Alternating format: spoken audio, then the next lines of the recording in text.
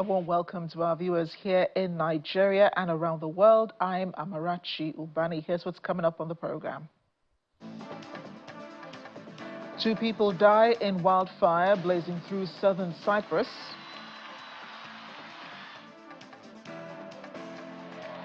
$6,008 trucks waiting to enter into Gaza due to Israel's blockade. Plus,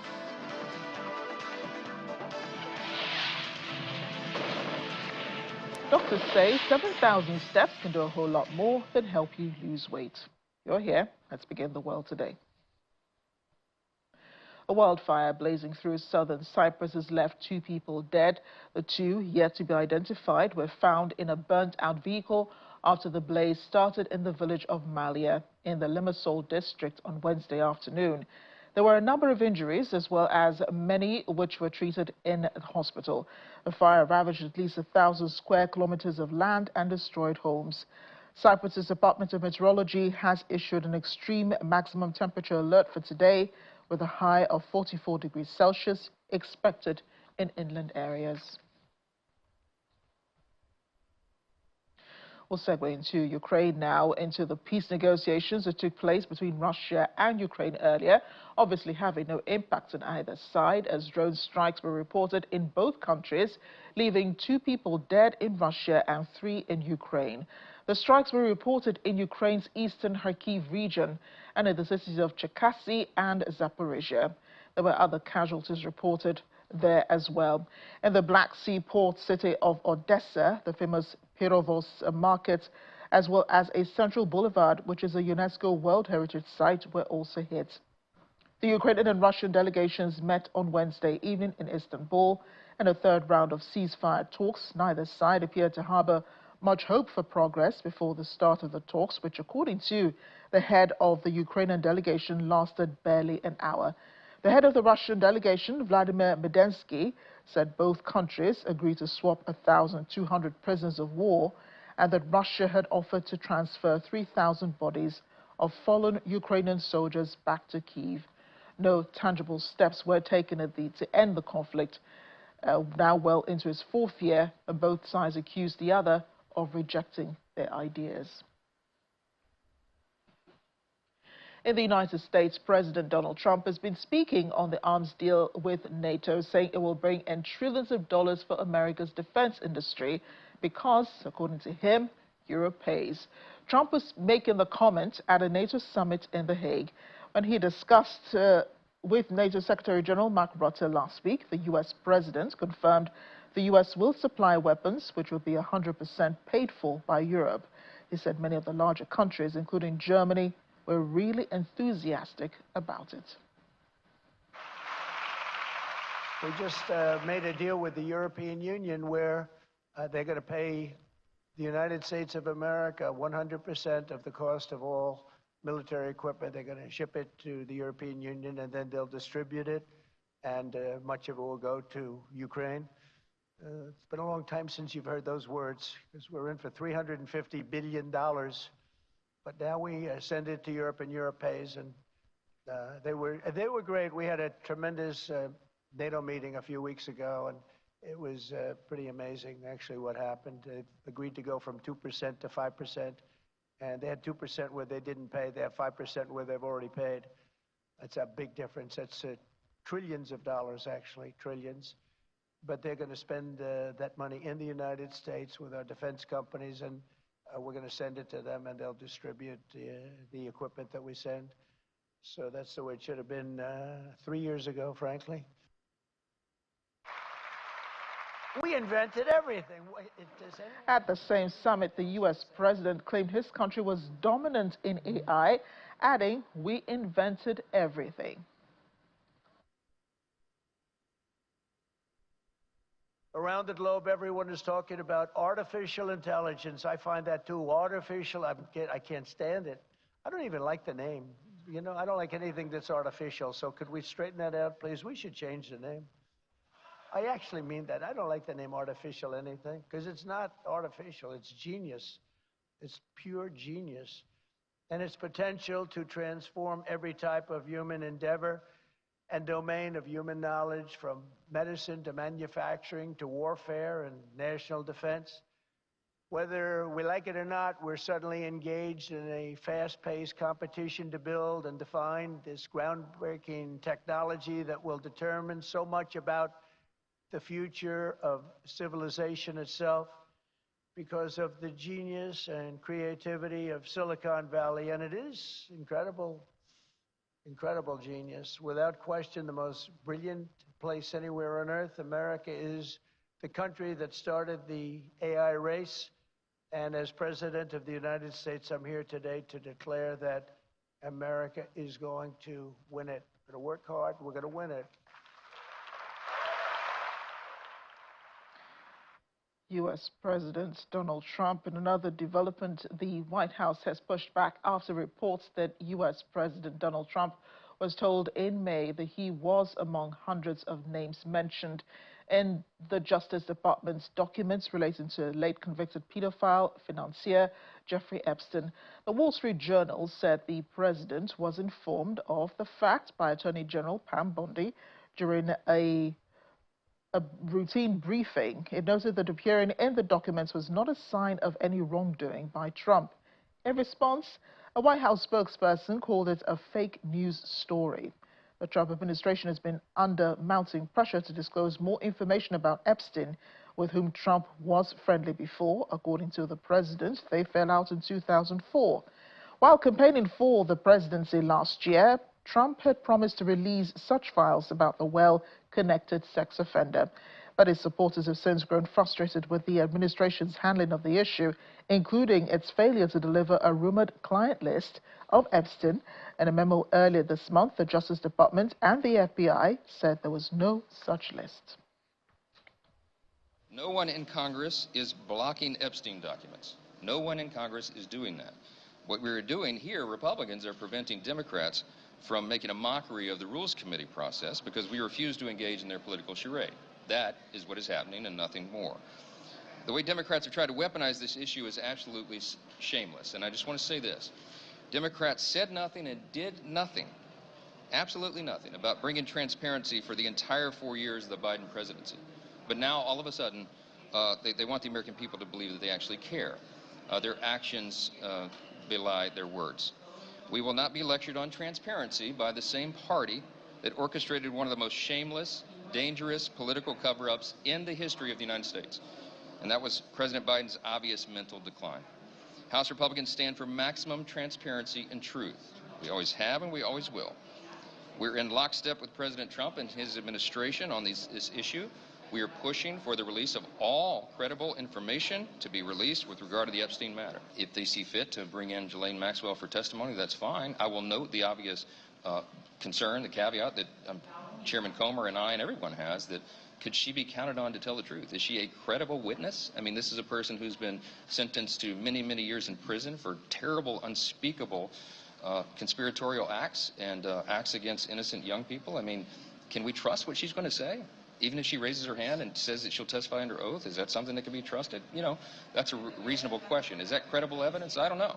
But we'll have to see. We have to, uncover everything that we can and let the American people evaluate it. Not a single one of these Democrats or anyone in Congress made any peep about that at all. They could have brought a discharge petition at any point in the last 4 years. They chose not to. They waited until President Trump was elected. U.S. House Speaker Mike Johnson. In the meantime, Colombia University, one of America's top educational institutions in the country, has agreed to pay the sum of $221 million to settle claims by President Trump's administration that it failed to police anti-Semitism on campus. Under the agreement announced, Colombia will see the vast majority of $400 million in federal grants frozen by the administration reinstated. The university says Colombia will also regain access to billions of dollars in current and future grants under the deal.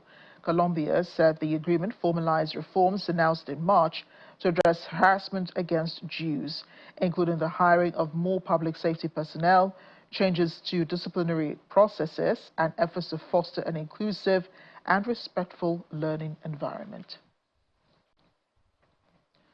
Kanye West's former assistant, 36-year-old Lauren Picciotto, is scared and still in hiding after filing sexual assault claims against the rapper. That's according to her lawyer. Pisiotta, who started working for West in 2021, first filed a lawsuit against him in June of 2024, alleging she was sexually harassed and stalked. In updated claims which were filed this year, she accused West, also known as Ye, of sex trafficking, stalking, assault and rape. West denies her claims, which she calls a fantasy fiction. The civil case is due to return to court in the U.S. next month, but Ms. Pisiotta's lawyer says his client is currently in hiding and is afraid. And as you're getting here, health freaks, a major study published in the Lancet Public Health says walking 7,000 steps a day can help boost not only your metabolism and help you lose weight, but also boost your brain power and help protect against a range of different diseases. The study encourages people to track their steps as a practical way to improve their health. It comes after monitoring 10,000 steps of roughly 5 miles or 8 kilometers. The precise distance is different for everyone, according to the study, and other factors such as height, gender, and walking speed were also factored in. The figure of 10,000 steps can be traced back to a 1960s marketing campaign in Japan. In the run-up to the 1964 Tokyo Olympics, a brand of pedometer was launched called the Manpo K, which translates as 10,000 step kilometer. The Lancet study analyzed previous research and data on the health and activity of more than 160,000 adults around the world. Compared with those who walk 2,000 steps a day, it found that 7,000 steps was linked to reduced risk of cardiovascular disease, down 25%, cancer, down 6%, dementia, down 38%, and depression, down 22%. I want to bring in now public health physician, Dr. Akila Ishaku. He is in Abuja. Dr. Ishaku, thank you for joining us on the program today.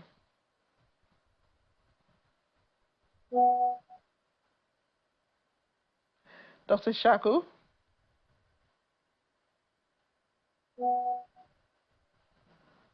Dear, I'm hoping that you can hear me. Dr. Yes, Ishaku? I can hear you now. Oh, great. Perfect. We just seem to be having some interference. It's great to see you. So 7,000 steps, does this mean we have to keep track of our steps every day, like some of us have been doing, to know whether we're on the path to good health? Absolutely. We have been engaging in exercises that are even more than 7,000 steps in a day.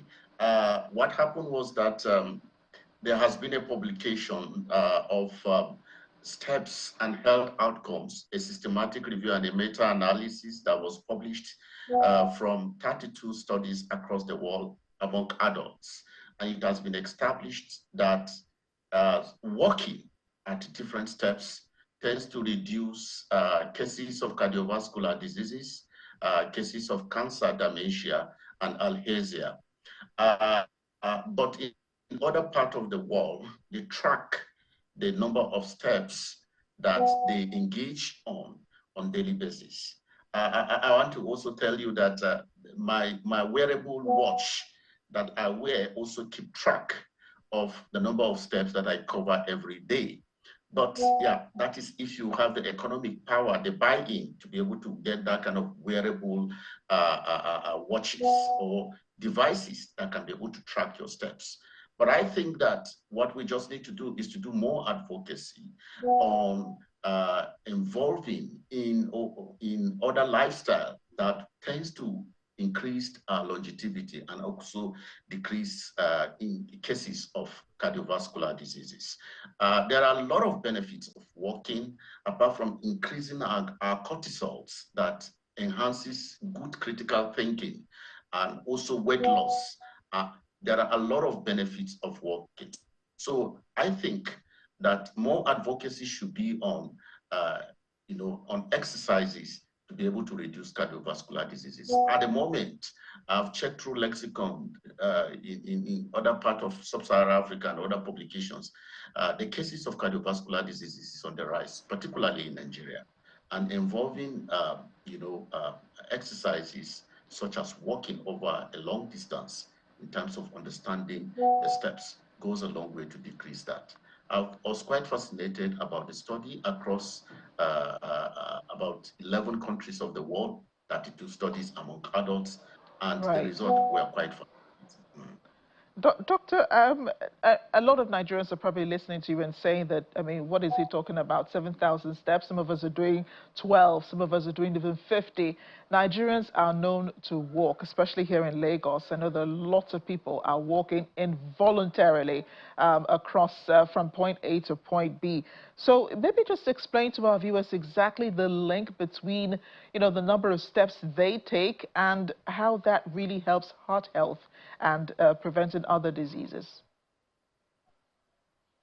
Absolutely. So what happened is that, like I told you, the study was done among 32 studies, a meta-analysis across the world among adult population, and they keep track of not only 7,000, they keep track of 1,000 steps, 2,000 steps, 7,000 steps, 10,000 steps, and 20,000 steps. And among this adult population, they look at people that have baseline diseases such as cardiovascular associated diseases and engage them on step taking daily. And they discover that a lot of people that have even cancer related diseases like arthritis and other cardiovascular diseases like myocardial infarction, as they engage in even hypertension and obesity, as they engage in taking more steps in a day, most of them over a period of 2 weeks to 4 weeks, they discover that their health outcomes improved. And so it is advisable that walking is a form of exercise.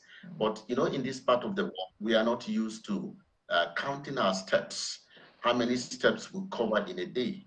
Because even at the luxury of comfort that we have, a lot of people have several cars in their homes. And so it becomes difficult for them to move from point A to point B. Of course, in Lagos, if you don't have a means of transport, you need to engage in a number of steps. But to count the steps becomes difficult because we don't have measuring devices and measuring tools to be able to count these steps. But as we evolve in technology, there are AIs now, there are artificial intelligence smartwatches that can be able to count your steps and even measure your blood pressure over a period of time as you walk. There are other wearable devices that can be able to count your steps and also look at your blood pressure. And so these studies was done among people that have wearable devices, and their devices, these devices measure their steps and their body pressure over time. And so we need to also be deliberate about in countries like Sub-Saharan Africa to go into understanding. We can also do a pilot study to understand most of these things. These studies, among the 32 studies that were done across the world, none involved Africa. And so it is a virgin space for us to venture into, to look at, because we have genetic diversity. Does actually walking has impact on the Black population within the Sub-Saharan Africa, and what is the health outcome? I just want to take a cue from the Netherlands. They walk, they also cycle, and we find out that their life expectancy in the Netherlands it has improved over time among the population of people that cycled. So you look at cycling, you look at walking, it has a direct impact on health outcomes, and especially cardiovascular diseases. So, Doctor, I'd actually said earlier that a lot of Nigerians are walking. That is the truth. Not many Nigerians, well, not a lot of people do have cars, to go from point A to point B. But a lot of people still, walk long distances. And sometimes circumstances do force people to walk long distances, where there are protests, where there is a fuel hike, perhaps. People are not able to, the transportation systems are not able to meet up with the demands of people who need to get from point A to point B. A lot of them are walking. So, but we still find that there are still a lot of deaths here in Nigeria. People are still dying from cancer, even though, people are walking. So what impact really does it have on the health system? And some people may just say, okay, fine. So they say walking is good. It prevents all of these diseases. I'm walking. That is it. I'm done. I've done everything I'm supposed to do to stay fit. What do you say to people like that?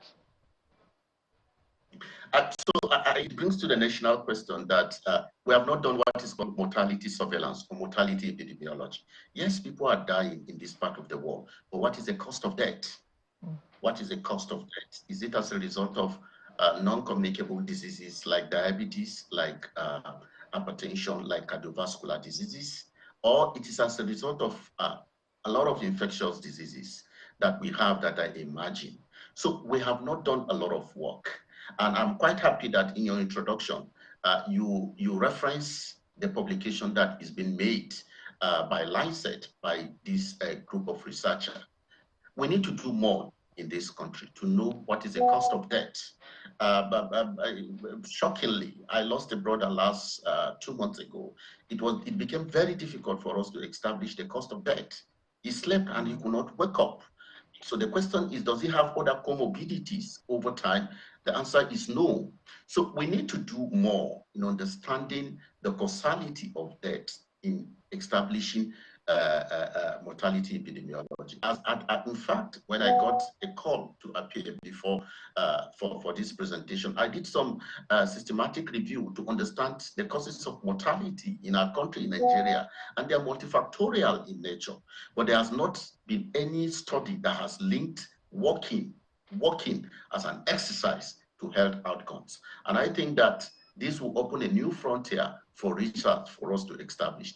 Yes, a lot of Nigerians involved in walking over a long period of time, but it has not been scientifically established the link between the outcomes, their health outcomes and walking. So I agree with you totally that we Nigerians have been engaged either by practice or by any other means of walking, but it has not actually translated to their health outcomes. So we need a study to establish a baseline, engage them in walking, and look at the impact of walking over time on their health outcomes. But in general, Dr. Ishaku, what is your advice for people who do need to get healthy? I mean, just regular practices that people should imbibe as they seek to maintain the best, the optimal health status that they can in order to avoid entering into hospitals and having to do consultations with people like you, because people really don't have, you know, the means right now to support diseases and bad health and ill health. So how can they stay optimally healthy in general, if not just walking? What else can they do? Feeding and stuff like that. Watch over what you eat, because we're the product of what we eat. And so I will advise Nigerians to watch what they eat.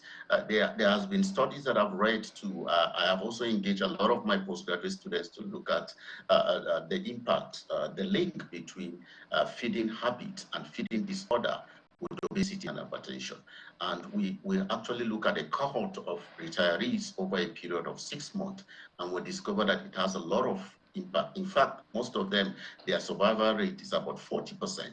And so we need to also guide Nigerians on their dietary patterns and, you know, to be able to watch what they eat and also involve in regular exercises. In all honesty, the rate of people sleeping and not waking up, the rate of people walking and they slump and die, the rate at which people slump in their offices and then they passed away is quite alarming. This is because of what we eat. This is because of non-involvement in doing the daily exercises that we should be able to do. So first, we need to also understand that we need to watch our dietary pattern and then our dietary eating habit order. Secondly, we need to also understand that our genetic predisposition has an impact on whether we develop diseases over a period of time. As a country, we don't have a genetic center that, you know, does genetic counseling and genetic testing. In other climes of the world, you can go 4th generation backward to understand certain traits of disease pattern in a family cycle. We don't have that kind of system in Nigeria. And I'm calling on the federal government to see to how we can be able to establish a national genetic center across the country where we can have genetic counseling and also do genetic epidemiology so that behavioral modification and lifestyle that is linked to family lineage can also be curtailed. So I think by and large, we need also policies to encourage exercises. For example, I was able to do my postgraduate program in the Netherlands. I had my bicycle. I cycled over 10 kilometers to and fro daily. But when I returned back to Nigeria, I added over 40 kg because I don't cycle again. Used my car and all what have you. And so nationally, they have a national policy that when you build roads, you build a cycling path. And so their cycling path is as wide as our Nigerian roads. So there are certain health policies, there are certain national policies that encourages exercises. We don't have neighborhood stadium for people to go and have exercises. We don't have neighborhood health centers where people can go. We don't have neighborhood youth rehabilitation health centers where people can go and seek for counseling, health counseling and testing and all what have you. Right. You move few kilometers away from your neighborhood, a center and all what have you. So we need a deliberate policy to be able to enhance health outcomes of Nigerians as they involve in exercises. Once we do that, we have a national policy, definitely mortality rate will decrease and we can have an improved health outcomes that is covered by insurance. Yeah, I don't know if you were able to see some of the pictures that we put up, some neighborhoods trying to get people around to take their health seriously, doing exercises. I know that we've had more people in the gyms now for the last few years, more people taking their health seriously. But as you said, we also need to watch what we eat, and we also need to be sure of our genetic dispositions. Thank you again, Dr. Akila Ishaku, for speaking with us. Thank you so much for having me. Good evening, Nigerians. Thank you. Welcome back. There are at least 6,000 trade trucks waiting to enter into Gaza on account of the humanitarian situation there. Israel says 150 food trucks were collected by the UN and other agencies inside Gaza on Wednesday, adding that another 800 are waiting collection. This week, more than 100 international aid organizations have warned of mass starvation in Gaza, blaming an Israeli siege. The Hamas-run health ministry says another 2 people have died of malnutrition in the past 24 hours, bringing the total number of such deaths since October 7 to 113. Meanwhile, Director General of the World Health Organization, Dr. Tedros Ghebreyesus, says over 2 million people trapped in a war zone in Gaza are facing starvation. He was briefing reporters in Gaza on Wednesday. He says a hunger crisis is accelerated by the collapse of pipelines and restrictions on access, as many homes in Gaza face water shortages. The 2.1 million people trapped in the war zone that is Gaza are facing yet another killer on top of bombs and bullets: starvation. We're now witnessing a deadly surge in malnutrition-related deaths. Since July 17th, severe acute malnutrition centers are full without sufficient supplies for emergency feeding. In 2025, WHO has documented 21 deaths related to malnutrition of children under 5 years old. The hunger crisis is being accelerated by the collapse of aid pipelines and restrictions on access. 95% of households in Gaza face severe water shortages, with daily access far below the minimum needed for drinking, cooking, and hygiene. Food deliveries have resumed intermittently, but remain far below what's needed for the survival of the population. Parents tell us their children cry themselves to sleep from hunger. Food distribution sites have become places of violence. From the 27th May to the 21st of July, health authorities report 1,026 people have been killed in Gaza while trying to get food from these sites.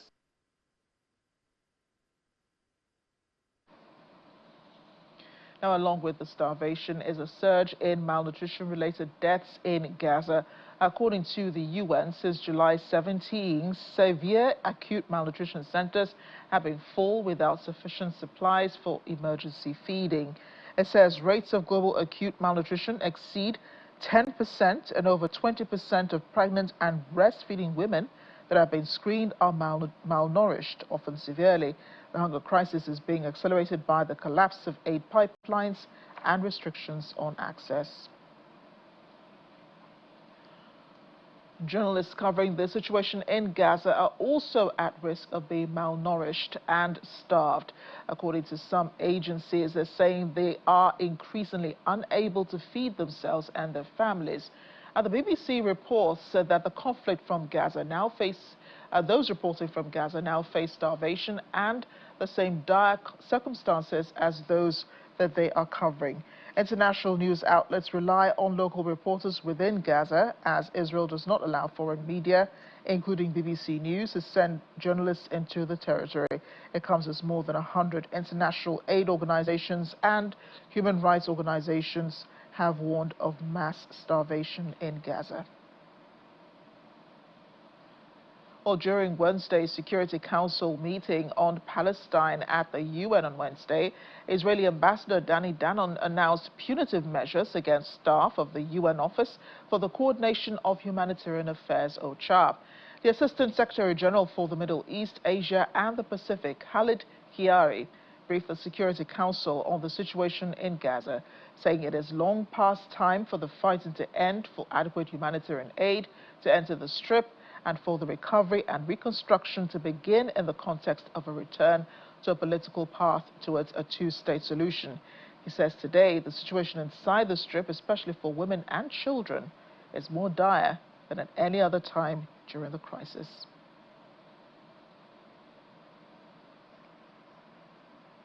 We'll have that report later, but staying in the United States, though, Code Pink activists on Wednesday interrupted lunchtime at the U.S. Capitol cafeteria to protest against the Israeli blockade on Gaza.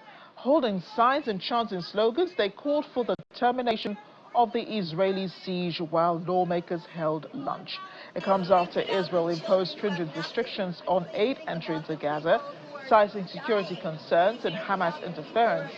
In May, the U.S.-backed Gaza Humanitarian Foundation began aid deliveries, but was marred by violence and killings at distribution sites.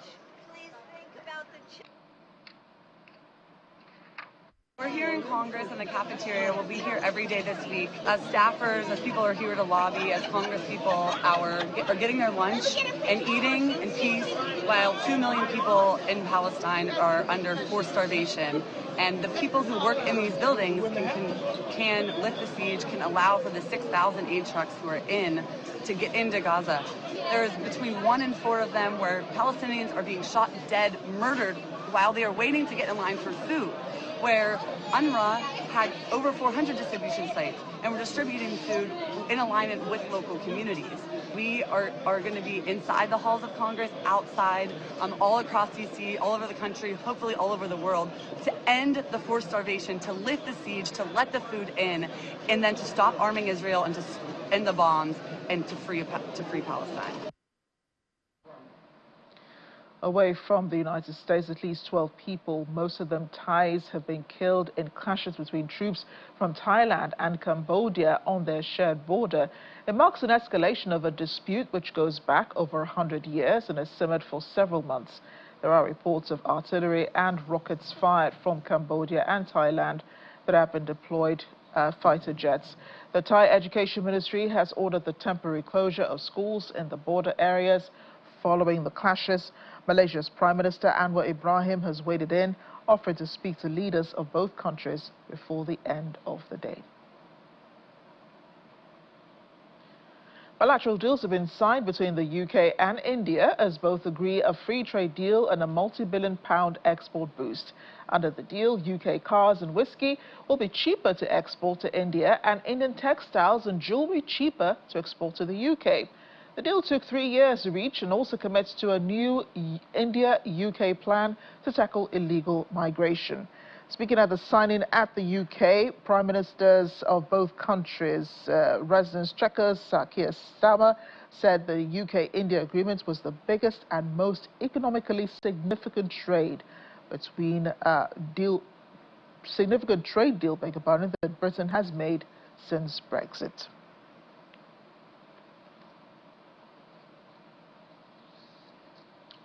Well, Chinese President Xi Jinping has urged stronger EU-China ties amid what he described as an increasingly serious and complex global situation during a meeting with European Commission President Ursula von der Leyen and European Council President Antonio Costa in Beijing today. According to him, Sino-European relations stand at a critical historical juncture. In the last 50 years, ties have been fruitful and the relations have benefited the whole world. The world is going through a period of global uncertainty, marked by economic volatility, geopolitical tensions, as well as challenges facing the entire humankind. The European Union and China, as you said, Mr. President, are major economies and actors in the world. We share the responsibility to uphold the rules-based order and tackle global challenges. We have different political and economic systems.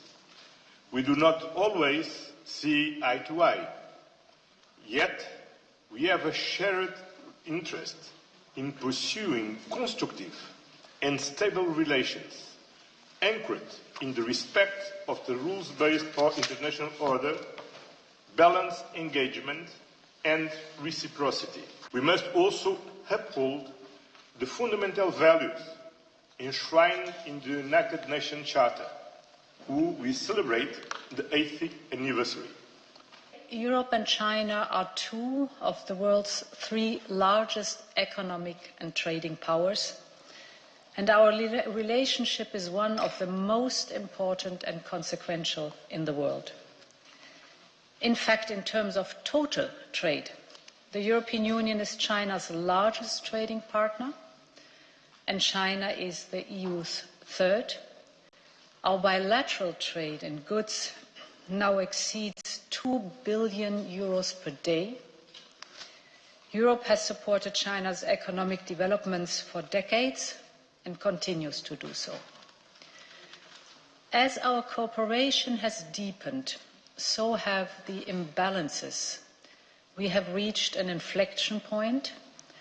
Rebalancing our bilateral relation is essential because to be sustainable, the relations need to be mutually beneficial. And to achieve this, it is vital for China and Europe to acknowledge our respective concerns and come forward with real solutions. Coming up after the break. The World Food Programme says its forces suspend all emergency food and nutrition aid for 1.3 million Nigerians. Stay with us.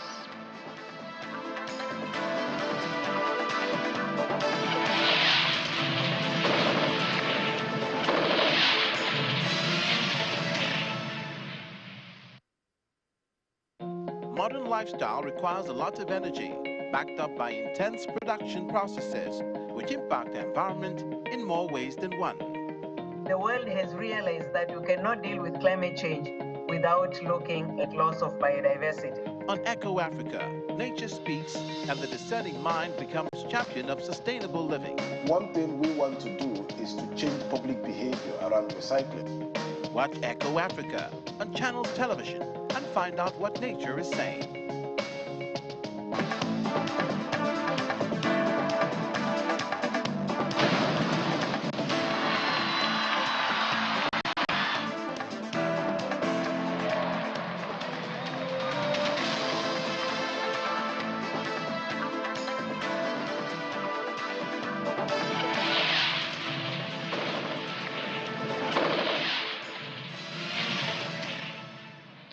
Welcome back. The United Nations World Food Programme says it will be forced to suspend all emergency food and nutrition aid for 1.3 million people in northeast of Nigeria by the end of July. According to the WFP, this is due to critical funding shortfalls which come at a time of escalating violence and record levels of hunger, claiming food and nutrition stocks have been completely exhausted. The organization says its last supplies left warehouses in early July And life-saving assistance will end after the current round of distribution is completed. A shortfall is expected to leave millions of vulnerable people in increasingly severe hunger. Children will be among the worst affected if vital aid ends.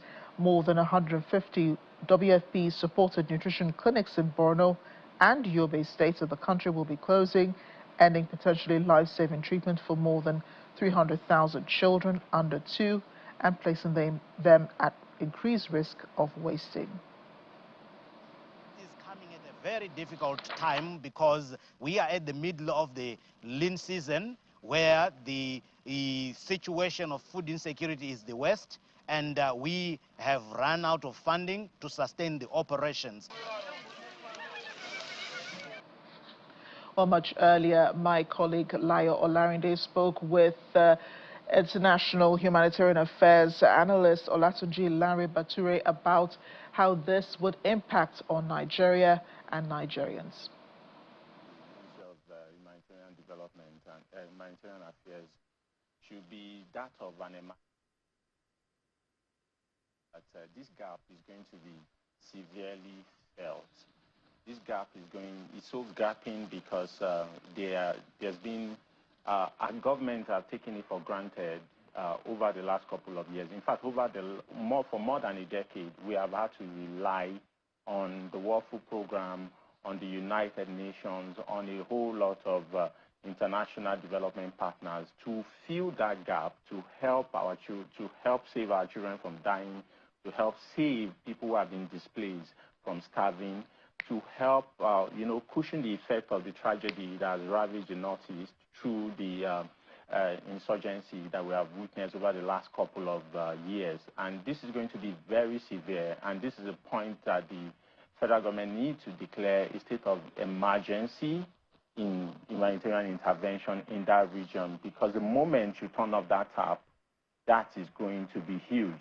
You are going to have issues with wash facilities. You are going to have issues with water. You are going to have issues with maternal aid to nursing parents, to pregnant women. We are going to have challenges with education. We are going to have challenges with, basic emergency, supplies and support for people who are, suffering from the insurgency that is still ongoing, that is even ramping up again all of a sudden in the region. This is huge, and it's the kind of response we need now is that of a swift one, and the government needs to step in and look at how to declare an humanitarian emergency so that we can rally around the whole country, rally around the organized private sector, and see how we can cushion the effect and block this gap. And in cushioning the effect, we're seeing this funding shortfall as an effect from, the West cutting off its international aid. Now, beyond international donors, what would it take realistically for Africa and African governments to really break free from reliance on foreign aid to become self-reliant? That is a conference, is a discussion that we have to, put across. It's a huge one. That is a different conversation entirely. To reduce reliance on aid is going to be, it's a complicated one. When you look at the international system, the international order as we have it today, it is not built for the independence or, for the prosperity of third world countries, developing countries, countries in the global south. It is built to sustain subservience. And that is why you have the international financial organizations. The international system is not built to make us prosper. And for us to break free from that, you have to look at models that have worked. You have to look at how did China move 500 million people in a decade or 2 decades out of poverty. We have to look at how countries like Malaysia, Singapore, how they broke free from the dominance of the West. It's not that they are totally free, but countries like Singapore and Malaysia are not dependent on aid. They are not dependent on intervention of the UK aid or the US aid or the GCA to support their educational system, for humanitarian intervention. They can fix those things themselves. So it's a different conversation, but it will require responsive and responsible leadership in Africa. It will require transparent governance. It will require accountability from our leaders. It will require, honesty from our leaders. People have to come into office. Public service is not where you want to enrich yourself. It's only in Nigeria and some other African countries where politicians are richer than the organized private sector. People who are in politics are richer than businessmen. People who are in politics are richer than people who have been doing business for 3 decades, 4 decades. And it should be the other way around. If you look at Western economies and society, politicians go to jail for seeking funds from private sector, for collecting money from, they are funded by the private sector. We say the policies in the West are written by the organized private sector in the West. But here in Nigeria, it's the other way around. And it's an anomaly that we need to correct. But the society in itself, there's a whole lot of problems. That's why I said to reduce reliance on foreign aid, that conversation is a complicated one, is a big one. It's a wide conversation. To other issues now, as the global momentum for clean energy gains pace, Managing Director of MENAR, Vuslat Bayoglu, has cautioned against Africa adopting energy transition timelines set by more developed nations. Speaking at the Coal and Energy Transition Day in Johannesburg, South Africa, Bayoglu stressed that the continent requires a transition roadmap grounded in its own realities, highlighting the urgent need to address the developmental priorities and widespread gaps in energy access. Our correspondent, Innocent Musa, has more. Stakeholders from government, industry, finance and civil society have converged in Johannesburg, South Africa for the Coal and Energy Transition Day. Those behind this gathering says it provides a platform to engage on critical issues shaping Africa's energy future, including energy transition policy, the evolving role of coal, and the socio-economic impact of a just transition. A conversation is becoming more mature. It started off as an either-or.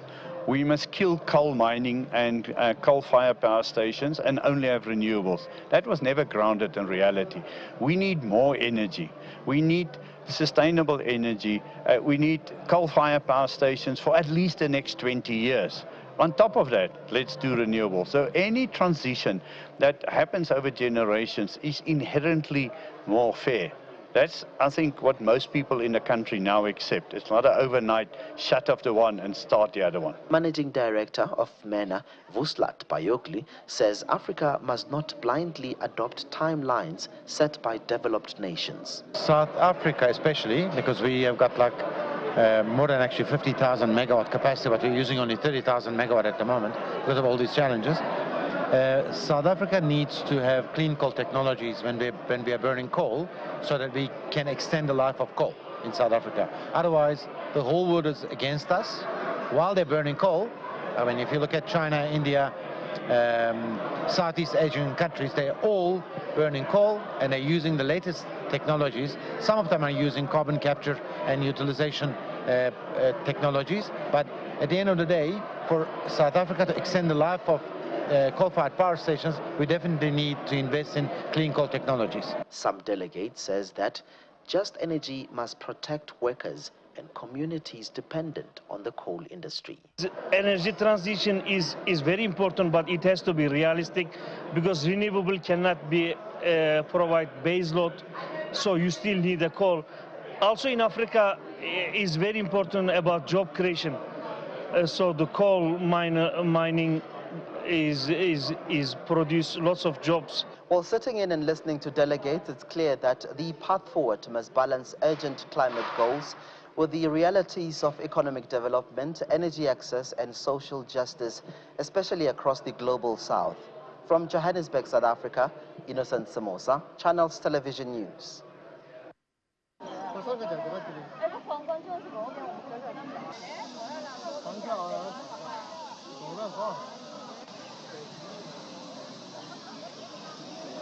And when you see the pandas, you know we're going to talk about China. This time we're at the Chongqing Zoo to celebrate the giant panda twins, UK and UI.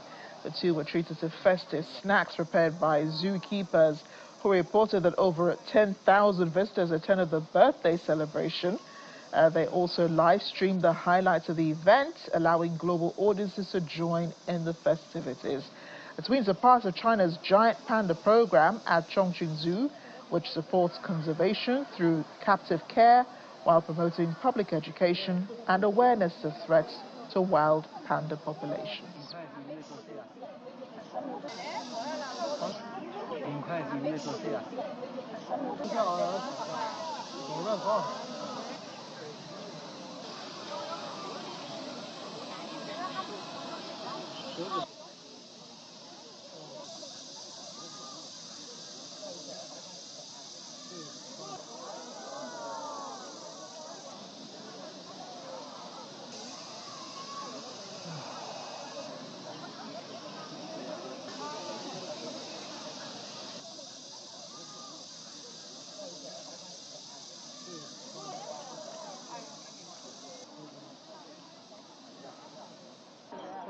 I don't know about you, but something tells me those pandas know that today is a special day.